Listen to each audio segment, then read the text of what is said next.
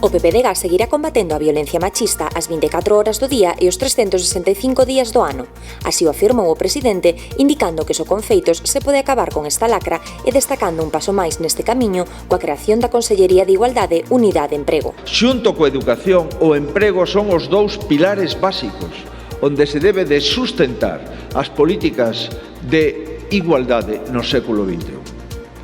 Cando hai emprego hai liberdade. E cando hai liberdade, hai igualdade. Tras lembrar iniciativas como o Plan de Reforzo para as vítimas durante o estado de alarma e a gran cantidade de medidas nas que Galicia foi pioneira nesta materia, Feijóo salientou o papel fundamental da educación. Mirad, esta enfermedade social si ten vacuna.